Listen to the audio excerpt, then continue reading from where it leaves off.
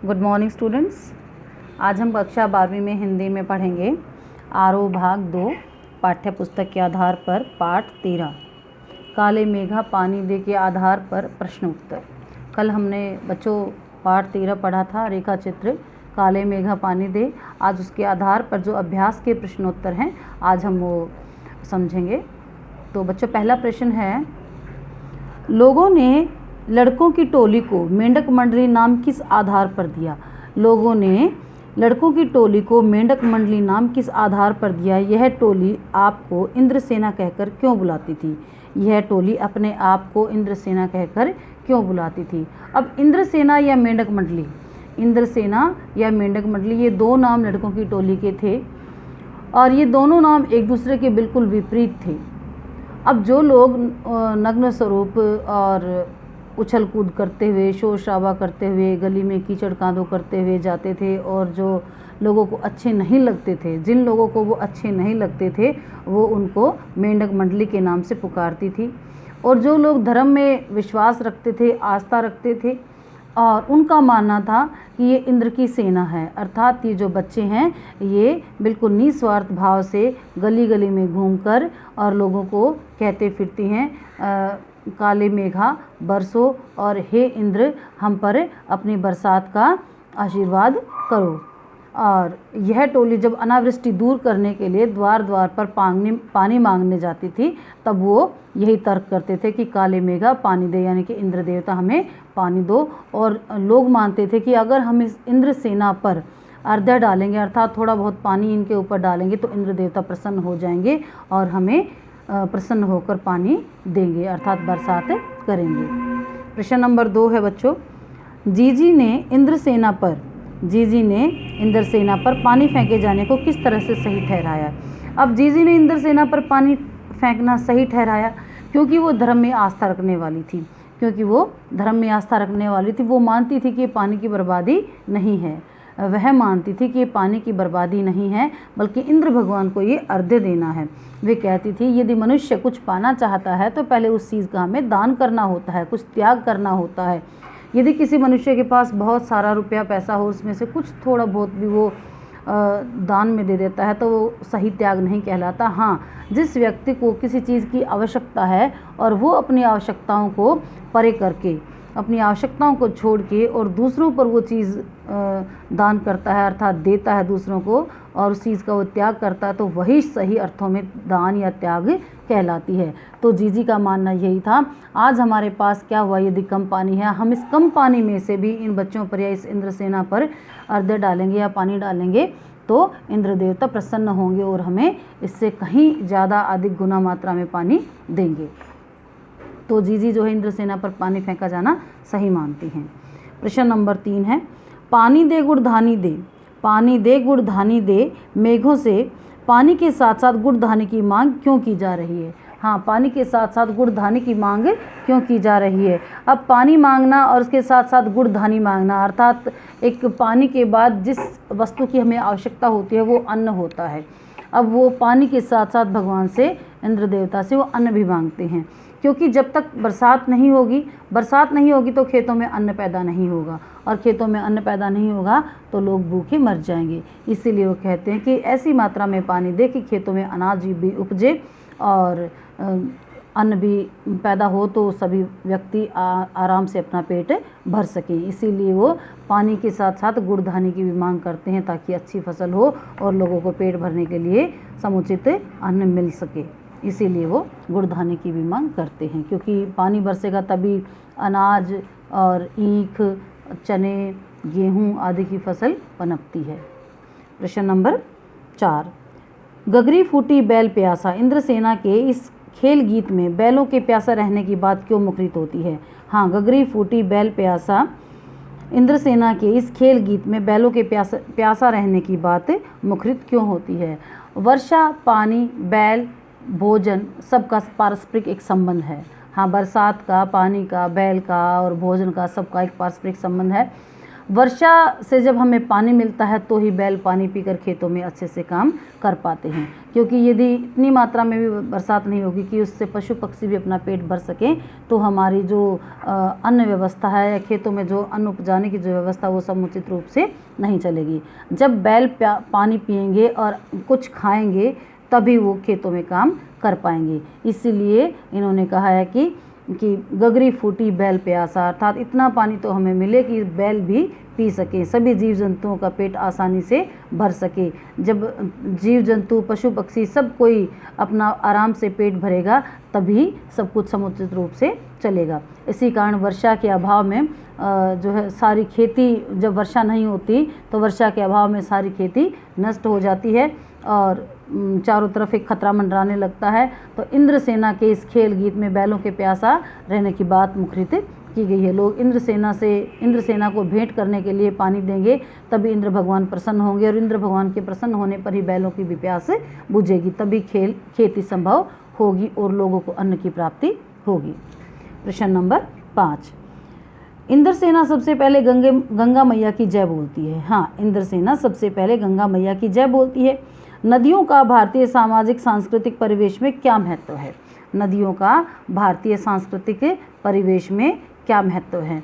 नदियों को यहाँ पर हमारे भारत में कम से कम नदियों को पूजा जाता है। और किस लिए पूजा जाता है, किस लिए नदियों को इतना पूजनीय माना जाता है? क्योंकि फिर वही बात, हमारा जो भारत है वो एक कृषि प्रधान देश है और कृषि की जो व्यवस्था है वो पानी पर ही निर्भर करती है और नदियाँ जो हैं पानी का एक अच्छा स्रोत हैं। और जब तक नदियों का पानी बहकर खेतों की तरफ नहीं चल पड़ेगा तब तक हमारे खेतों में अच्छी उपज नहीं हो सकती। इसीलिए नदियों को पूजनीय माना गया है। गंगा मैया को हमारे यहाँ पर भारत में जो जनजीवन में विशेष आदर सम्मान का प्रतीक माना गया है।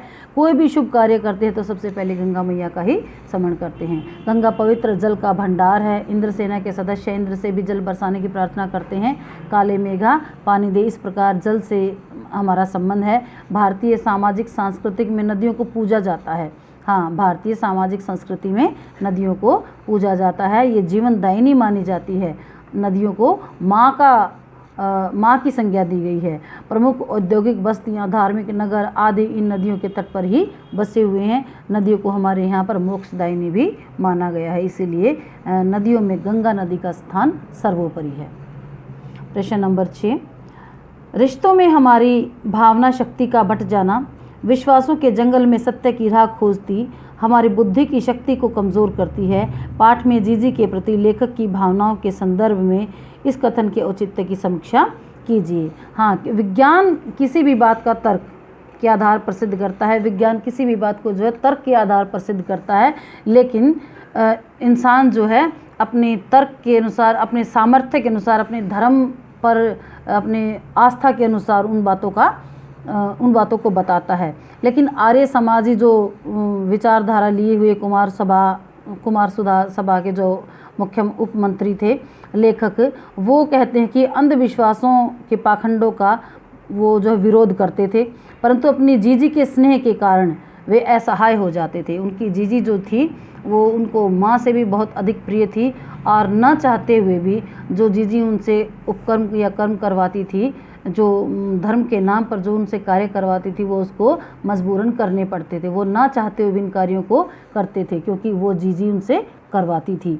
अब कई बार दोनों में आपसी टकराहट भी होती, लेकिन फिर भी वो ज़्यादा देर तक ना ही जीजी उनसे रूठ पाती थी और ना ही लेखक अपनी जीजी से रूठ पाता था। तो ना चाहते हुए भी उसको वो सब कार्य करने पड़ते थे। और जो है जीजी के स्नेह के सामने वो असहाय हो जाते थे। जीजी की ममता की छाँ में ज्ञान विज्ञान की सभी बातें दबकर रह जाती थी। जब भावनाएं प्रधान होती हैं तो वहाँ ज्ञान का स्थान जो है वो सीमित हो जाता है। जीजी के सामने लेखक के तर्कश में रखे हुए सभी बाण विफल हो जाते थे, तो लेखक को ना चाहते हुए भी जीजी का कहना मानना पड़ता और धर्म के नाम पर जो आडंबर या कुछ भी आस्था रखकर वो जीजी उनसे जो काम करवाती थी वो उनको करने पड़ते थे। अब प्रश्न नंबर पाठ के आसपास पहला प्रश्न है ये, क्या इंद्रसेना आज के युवा वर्ग का प्रेरणा स्रोत हो सकती है? क्या आपके स्मृति कोश में ऐसा कोई अनुभव है जो युवाओं ने संगठित होकर समाजोपयोगी रचनात्मक कार्य किया हो? उल्लेख कीजिए। अब ये प्रश्न आप अपनी इच्छा से भी कर सकते हैं, कि क्या इंद्रसेना आज के युवा वर्ग का प्रेरणा स्रोत हो सकती है। हम तो कहते हैं कि हाँ, आज का जो युवा वर्ग है वो प्रेरणा का स्रोत है। अगर वो चाहे तो एकजुट होकर कौन सा ऐसा कार्य है जो नहीं कर सकता।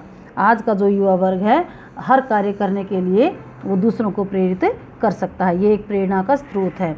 आज जैसे हाल ही में लगा लीजिए हमारे देश में जो एक विपत्ति फैली हुई है, अगर हम सभी एकजुट होकर प्रयास करें तो बहुत जल्द हम इससे निजात पा सकते हैं। तो ये हमारा युवा वर्ग जो है एक दूसरे के लिए प्रेरणा शक्ति बनकर ये सब कार्य आसानी से कर सकते हैं। प्रश्न नंबर 2 है, तकनीकी विकास के दौर में भी भारत की अर्थव्यवस्था कृषि पर निर्भर है। हाँ, तकनीकी विकास में भी भारत की अर्थव्यवस्था कृषि पर निर्भर है। कृषि समाज में चैत्र वैशाख सभी माह बहुत महत्वपूर्ण है, पर आषाढ़ का चढ़ना उसमें उल्लास क्यों भर देता है। आषाढ़ का चढ़ना उसमें उल्लास क्यों भर देता है। वैसे तो सभी महीने ही बहुत ही अधिक महत्व रखते हैं अपना, लेकिन जैसे ही आषाढ़ का महीना चढ़ता है तो किसानों के मन में एक उल्लास सा छा जाता है। इसका यही अर्थ है कि हमारी जो अर्थव्यवस्था है वो कृषि पर आधारित है, और जब तक हमारे खेतों को समुचित पानी नहीं मिलेगा तब तक हमारे खेतों में अन्न नहीं उपजेगा, और जब तक अन्न नहीं उपजेगा तो इंसान का बहुत ज़्यादा दिनों तक जीवित रहना संभव नहीं है। और इसी के सहारे इंसान तरक्की कर रहा है और इसी के सहारे वो जीवित है। तो जब तक हमारे खेतों को समुचित रूप से पानी, खाद्य पदार्थ वगैरह नहीं मिलेंगे तो वो धरती माँ भी जो है हमें इतना अन्न नहीं दे सकेगी। तो इसीलिए कहा है कि आषाढ़ का महीना जैसे ही आता है तो चारों तरफ से बरसात की रिमझिम शुरू हो जाती है और क्षितिज पर बादल छा जाते हैं। लोगों के मन में एक उल्लास आ जाता है कि अब बरसात आएगी और हमारे खेतों में पानी भर जाएगा और चारों तरफ से हमारी फसलें लहलाने लगेगी। अगला प्रश्न है, त्याग तो वह होता है उसी का फल मिलता है। त्याग तो वह होता है और उसी का फल मिलता है। अपने जीवन के किसी प्रसंग से इस सूक्ति की सार्थकता को समझाइए। त्याग तो वह होता है, ये प्रश्न बच्चों आप स्वयं भी कर सकते हो कि त्याग क्या होता है। जैसे कि यहाँ पर जीजी ने बताया कि त्याग क्या होता है, जिस चीज़ की हमें आवश्यकता होती है उसमें से ही यदि हम दान करते हैं तो वही सही शब्दों में त्याग कहलाता है। तो ये प्रश्न आप अपनी इच्छा से कर सकते हैं। पानी का संकट वर्तमान स्थिति में बहुत ही गहराया हुआ है। इसी तरह के पर्यावरण के संबंध में अन्य संकटों के बारे में लिख सकते हैं। तो अन्य संकट हमारे समाज में बहुत ज़्यादा फैले हुए हैं, आप लोग देख ही रहे हैं। कभी कुछ बीमारी आ रही है, कभी कोई महामारी आ रही है, कहीं पानी का संकट है और कहीं प्रदूषण की समस्या है। तो इस तरह के कुछ न कुछ लगा ही रहता है। तो ये अपने आसपास के जो वातावरण है उसके अनुसार आप बच्चों लिख सकते हो। तो अभी हमने काले मेघा पानी दे पाठ के आधार पर, रेखाचित्र के आधार पर हमने ये प्रश्न उत्तर समझे हैं। तो बच्चों ये सभी प्रश्न उत्तर जो हैं आप अपनी अभ्यास पुस्तिका में प्रश्न नंबर 1 से 6 तक और पाठ के आसपास जो हैं इसमें से प्रश्न नंबर 1 से 5 तक ये प्रश्न आप अपनी अभ्यास पुस्तिका में लिखेंगे, उसको बार बार पढ़ने का प्रयास करेंगे। Thank you.